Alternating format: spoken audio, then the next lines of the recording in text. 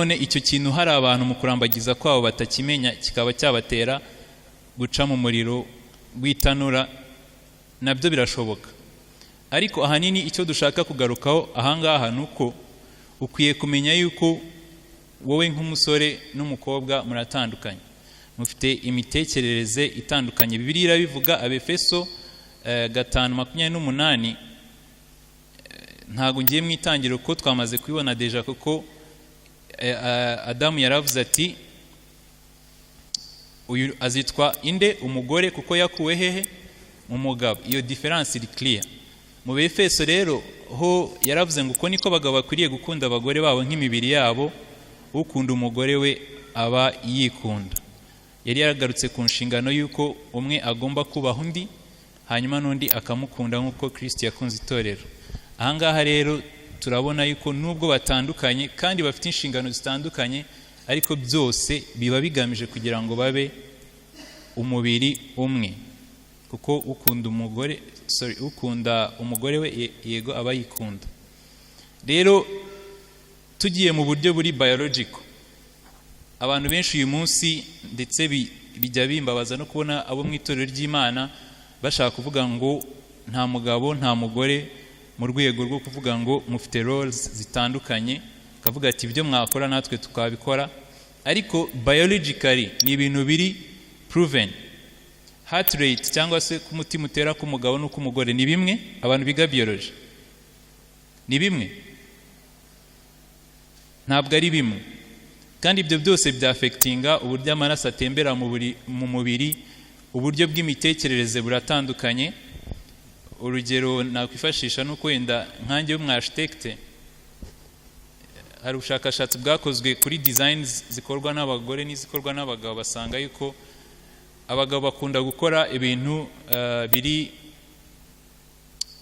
linear, abagore bagakunda gukora more ibiri rounded cyangwa se biri circular.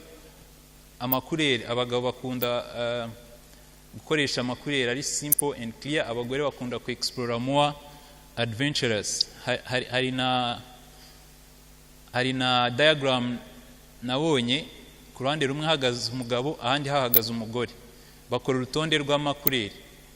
Umugabo we akabona nk'itsinda ry'amakurere 5, mu gihe umugore we ari kubonamo urugero mu bururu, arabonamo brassiere, arabonamo harya indi mugita ni turquoise simbizi, ariko akabonamo nk'amakurere 3. Kuri violet umugore akabonamo urutonde. Donc nukuri yuko muri physiology turatandukanye no mu mitekerereze turatandukanye, ariko ibyo ntago ari ikibazo. Ubumwe bugomba kubaho, ariko buri wese atandukanye na mugenzi we. Icyo rero nimutekereza yuko ari ikintu gikomeye cyane. Nayo mpamvu mbwira umuntu utekereza ko kwiyangaje kuvuga ngo kubana n'umugore, kubana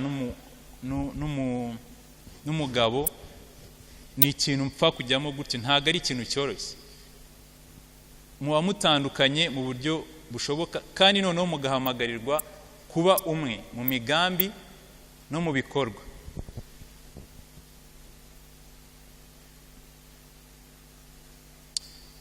Rero kuba dutandukanye no mu gihe turi gushaka abo tugomba kubana nabo, urukundo rw'ukuri, kuko twashingiye ku cyambere yuko ntabwo ari amarangamutima ahubwo ni principle. Wakwibaza ati se urukundo rw'ukuri ni iki naba nshaka mu mukobwa igenda umusore? Hari inkuru ya Rolf nayo iri muri Letters to Young Lovers. Rolf yari umwana wa pasiteri, yakundanaga n'umukobwa witwa Edith, ariko ntabwo yari yizeye ko uwo mukobwa amukunda, kandi uwo mukobwa byasaga naho atiteguye gushyingirwa kuko hari ibyo yaburaga mu myifatire no mu bumenyi ngiro. Ellen White rero hari ibibazo yamubwiye agomba gutekerezaho, kuko yaganirije uwo mukobwa amusubiza yeruye ko atazi neza niba amukunda. Uyu munsi nabwo hari igihe bibaho, ugasanga nk'umukobwa yemereye umusore ko amukunda, ariko yaganira n'inshuti ye yamubaza neza akavuga ati ntago biraho. Ugasanga nyine ameze nkaho atari sure y'ibintu arimo. Akenshi uba ushobora gusanga ari umuntu uhuzagurika mu miterere ye. Umusore rero akwiye kuba careful. Ellen White yaramubwiye ati ibibazo ugomba kubyibaza bitatu. Mbese ushaka azazana umunezero mu rugo? Abasore ndagira ngo mbabwire iki kintu mumenye yuko umugore niwe mutima w'urugo. Siko bimeze se? Kuki yitwa umutima w'urugo? Nukuvuga ngo ubundi abafasha bari very social. Nyine bitewe nuko mu ntekerezo zabo bakunda kuganira kuri detail, bakunda kwita ku bantu. Ni nayo mpamvu burya bakunda kugwa ku makosa yo kuvuga abantu. Nyine nuko bita ku bantu cyane kurusha twebwe abagabo. Umugabo ngeyo ni reality nyiziho, wenda nshobora kuba dusengana hano ariko isura yawe bikangora kuyifata, twahurira n'ahandi simite nkumenya. Ariko we iyo yakubonye uhagaze hano imbere ahita avuga ati uriya muntu ndamuzi niwo murasa. Nkabwira ese akankombenka kugeza koko wenda nanjye umuntu mbubonye, ariko ngiye muri mind yanjye numva iyo sura ntayizi kandi wenda tunasuhuzanya. Rero abagore bari very social. Ni nabo fondation y'ubuzima buri social, niyo fondation y'umunezero mu rugo. Uzabirebe nawe abantu bakuriye hamwe n'ababyeyi babo bombi, hari abataragize ayo mahirwe, ariko abantu mwakuriye mu rugo hari papa na mama, iyo papa wenyine ahari mu rugo biba bimeze bite?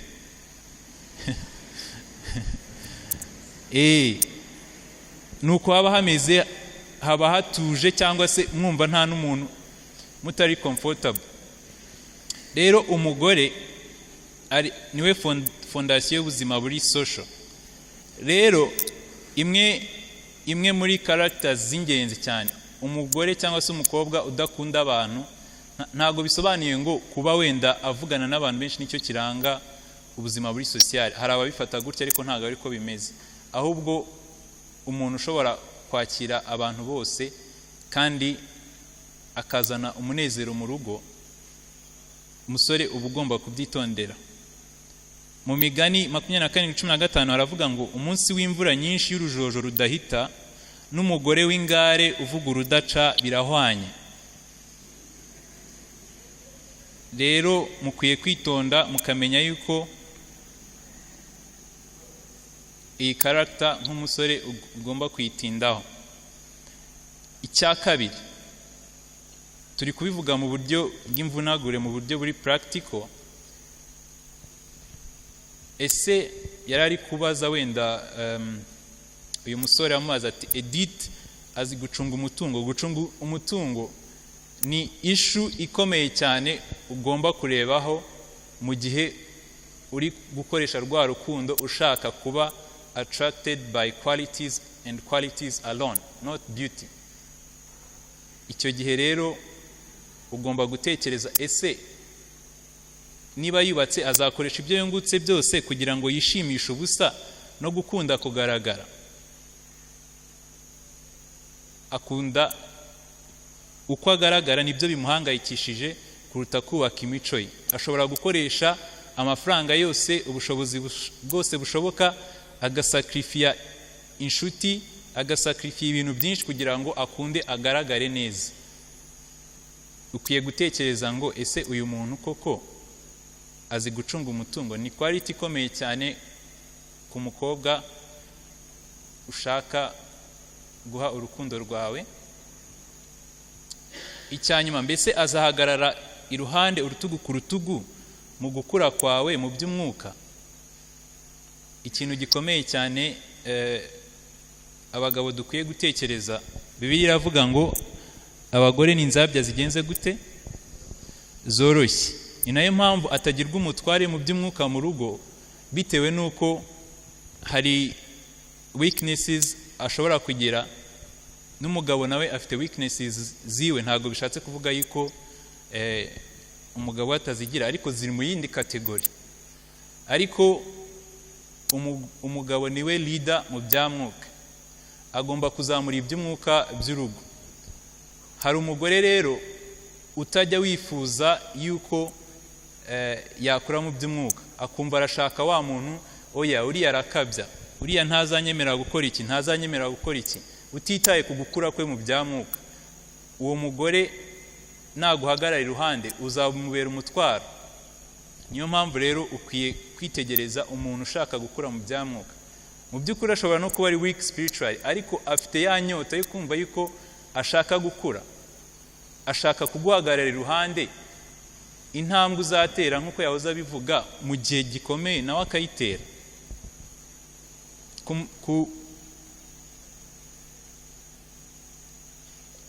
Reka nihute.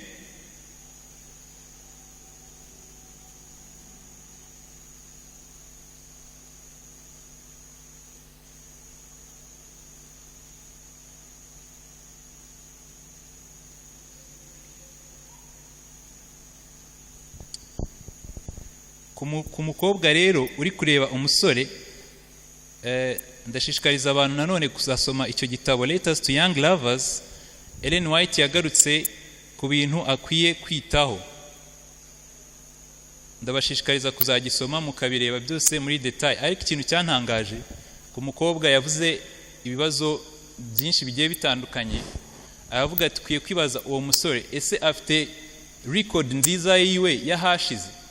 Hari igihe umukobwa baza bakamubwira bati nyamara uriya musore mukundana amaze guca inyuma abakobwa 3, ngo hoya nta kibazo, ngo mbona nkunda. Ugasanga nyine ibyo bintu byose ntashaka no kubyumva, akirengagiza record yahahise. Ariko mu by'ukuri ijambo ry'Imana rivuga neza yuko kereka byonyine ufite ibihamya yuko yihani, ibyo rero ubasha kubigira igihe ubana n'Imana, kandi nawe mu by'ukuri akaba yabyihamiriza. Ariko mu gihe bitameze gutyo, ntabwo ugomba kumwegurira urukundo rwawe.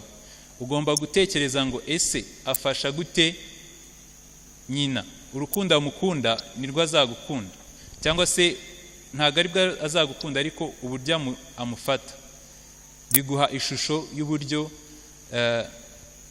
akwiye kwitwara. Mbese ibyo Yesu Kristo agira ingenzi nibyo by'ingenzi.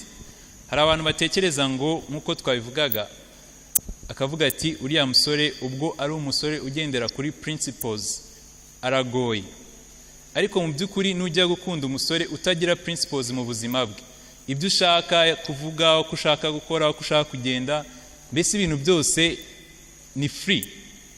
Mu by'ukuri mbene uwo muntu mu buzima bwe n'ubundi uzasanga nta hantu azakugeza. Ellen White yakomeje amaza, ibaze nanone, ese nimubana azagura influence yawe, cyangwa se hari intambwe azaguteza bitewe n'iki? Nuko nyine nuko Imana yabiremye umugabo afite izo responsibilities za leadership, kandi hari aho abagomba gukura urugo n'aho agomba kurugeza mu buryo bwose bufatika, bw'ibifatika, uburyo buri mental ndetse n'uburyo buri spiritual. Ibyo bibazo rero ukwiye kubyibaza. Hanyuma aza kumubwira ati rero nugenzura ibyo byose ugasanga abyujuje, mu gutinya Imana ugomba gutera intambwe, hanyuma ukamwemerera. Tujye ku ngingo ya nyuma ivuga ngo urukundo no kwiyemeza by'iteka ryose. Love yakomeza. Dukomeje turabona urukundo ni ukiyemeza by'iteka ryose. Muri gahunda y'Imana ntago yari umugambi ko habaho divorce, kuko Imana yari yaremye umugore umwe, yari yaremye umugabo umwe, imuremera umugore umwe kandi umukwiriye. Rero nicyo gituma muri gahunda y'Imana gutandukana ntago byari biri muri gahunda yayo. Nicyo gituma umuntu azasiga se na nyina akabana n'umugore we akaramata. Rero iyo bavuze akaramata ntago bavuze gutandukana, ni inverse. Ahangaha hari ubwo twari turi kuganira turi mu rugo, turavuga tureba uburyo ki iyo umuntu ari mu rukundo, hari igihe ushobora kujya mu rukundo ugakundana n'umusore uri umukobwa akaguha liberté zose nk'uko yabivuze. Ndashaka gukora iki kinyuranyije n'ihame, cyangwa se n'ibyo wizera, cyangwa se n'ibyo wemera, cyangwa n'iki ijambo ry'Imana rivuga, akabikwemerera. Fine, ari ntuzatekereje ko mu rugo azahagera ukamubwira ikintu akacyemera. bizajya biba negosiyasiyo kandi nk'uko ayimwemeraga bizagira aho bibe ko ari we icyemezo yafashe cyangwa se amahitamo ye aba ariyo prioritaire. Kubera ko amumenyereje nyine kuba umuntu uri prioritaire, azakomeza abe prioritaire no mu rugo rwanyu. Kandi nk'uko ijambo ry'Imana ritubwira, umugore si we mutwe, umugabo ni we mutwe. Tugomba kubyumva abakobwa bavandimwe. Ntago burya hari n'undi mu mama twari turi kuganira, ndamubwira ati naka kantu gato ko mu ijambo ry'Imana twibwira yuko katavuze icyo kavuze mu ijambo ry'Imana, kazagira ubone ko ariyo tekinike nziza yo gukoresha mu bihe bizaza. Rero iki ijambo ry'Imana yavuze cyose ntago yari joke. Ijambo ry'Imana kuva kuri A kugera ku nyuguti ya nyuma, ijambo ry'Imana rirera kandi n'ukuri. Icyo gihe twari turi kuvuga buryo ki iyo ukundanye n'umuntu wikunda, ni ukuvuga ngo muri icyo gihe umukobwa agira kwikunda muri we, ni njye ibyo byose ni njye. Ariko iyo ari urukundo ruri principle, rugendera kuri principles, ntago murabalansinga, muricara mukaganira, ese dukoze gutya ndashaka iki, urashaka iki, ese turebe iki dufitiye akamaro twese, tugendere ku ijambo ry'Imana. Ese si mukundana? Ese si ngombwa kuganira? Ese si ngombwa gufata icyemezo mugendeye ku byo mwumvikanyeho?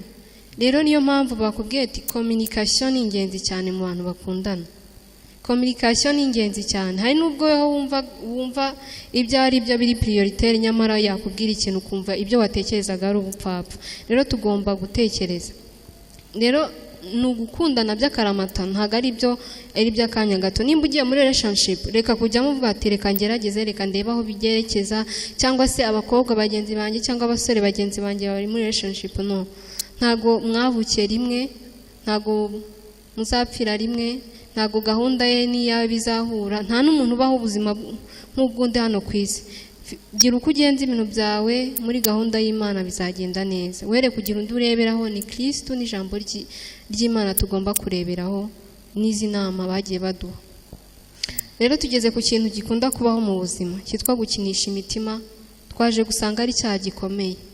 Ni icyaha gikomeye cyane. Ubundi muri kamere muntu ibintu bibabaza nk'urupfu, guhomba, ntago byari ibintu bigenewe umuntu. Niyo mpamvu bimugeraho bikamusigira igikomere. Kandi uzarebe nimba ujombye umusumari ku giti, kugira ngo cya giti gisibangane wa musumari biragoye, ntago ari ikintu cyoroshye. So please twongere tubisabe, cyangwa se nawe ubyisabe. Nimba ugigira ako kantu ukikosoreho. Abahungu bose si uko baremewe kuba bawe. Ntujye muri choice ngo wumve ngo buri muhungu wese ngomba kumwiyereka, umvugishe neza ngomba kumuvugisha neza.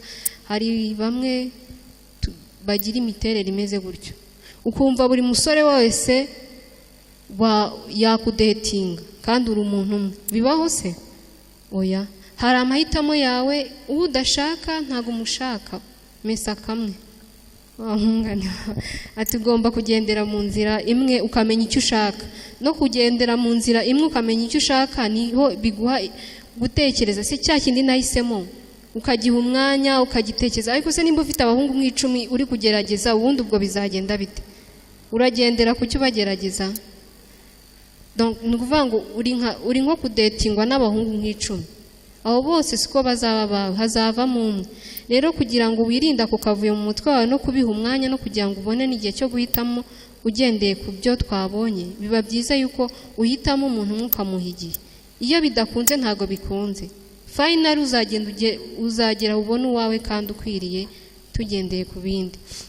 Rero gukinisha umutima w'umuntu ni icyaha gikomeye. Gukinisha imitima ni icyaha kitagira uko kingana mu maso y'Imana yera. Nyamara bamwe bakunda inkumi cyangwa abasore bakanazikundisha, hanyuma bakagenda bakibagirwa amagambo bavuze yose n'amaherezo yayo. Babona undi bakamubengukwa, bakavuga amagambo ahwanye na yandi ya mbere, bakamugira nk'uwa mbere. ibi ngibi tubibona mu nama zigirwa itorero volume ya 2 page ya 17. Mu by'ukuri umuntu uri smart ntabwo akwiriye kumera atya, ntabwo akwiriye kubamera atya. Nimba ubundi umukristo agomba kuba ari smart, aho ari umuntu uzi icyo ashaka, ari umuntu uzi ahava n'ahajya, ntabwo aba ari umuntu wo kuvuga amagambo atazasubiramo, agomba kuba determine mu byo akora byose. Rero cyane cyane tugiye kubibona ukuntu abakobwa cyangwa abagore ari twebwe dukunda kugira iyo karagiteri yo guhindagurika, ariko si uko twebwe tutifitemo ubushobozi bwo kuvuga ati ndashaka iki, nshaka gukora iki, ngo tubashe twabikora. Ariko sinzi ikibitera, ariko umuntu yisuzumye neza yabona yuko atazi icyo ashaka. Icya mbere kigitera ngiye nabonye ku rwanjye ruhande ni uko umuntu abazi icyo adashaka, ni ukujya mu bintu utazi icyo ushaka. Wagiye mu isoko mfite amafaranga abenze 20,000, ngiye mu isoko, ntiwavuye mu rugo ndashaka iki, ntiwanditse ngo ndashaka iki, tuvuye nimba wagiye kugura benze uri muri korali ushaka barababwiye ati turashaka ko muzajya mwambara amakanzu y'umukara. Uragiye mu isoko uzi ko ugiye kugura nk'ikanzu y'umukara, ugeze mu isoko ubonye ya pink, ukagera naho uguza amafaranga kugira ngo wongere ubone ya indi y'umukara yakujyanye mu isoko. Mu by'ukuri abakristo ntabwo tugomba kumera gutyo. Reka dusome kano kantu. Abagore muri iki gihe cyangwa se abakobwa, abubatse n'abatarashyingiranwa akenshi ntibifata nk'uko bikwiriye. Abagore bakunze gushukana, bakurura ibitekerezo by'abagabo cyangwa abasore, cyangwa kugeza barenze ku mategeko y'Imana. Mbese abagore bavuga ko bazi ukuri ntibakwiriye kwirinda ubwabo ngo be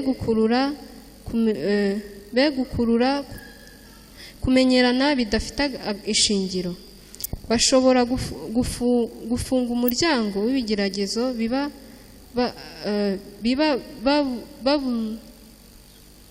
bazubahiriza igihe kwizigama no bazubahiriza kwizigama no kudasamara. Niba bazibahiriza igihe kwizigama no kudasamara. Ahangaha twabisomaga usoma muri icyo gitabo cya Letters to Young Lovers, batweretse uburyo ki abagore tutabasha kwifata cyangwa se abasore, ariko si uko tutabishoboye, ahubwo turabishoboye, ahubwo nuko tutabiha agaciro. Hari ibintu by'agaciro mu mibereho yacu, tugomba kubiha agaciro. Rero tukareka kwirwa yaba abagore yaba abakobwa tubonye ko iyo ngeso ishobora kuranga umugore cyangwa umukobwa, ntabwo bidukwiriye. Sorry gatoya mwunganiyeho, nuko muri iyi minsi wenda icyo kintu kirushaho kugenda kiyongera. Si uko mbere mu batubanjirije mu babyeyi bacu kitabagaho, ariko cyabagaho gakeya cyane. Ariko uyu munsi birushaho kugenda byiyongera uko tuvuga ngo sosiyete iratera imbere, divorce ziriyongera, ariko n'abasore n'inkumi bitegura kurushingana bagatandukana nabo bariyongera. Rero hano Ellen White yagiye atanga inama zitandukanye.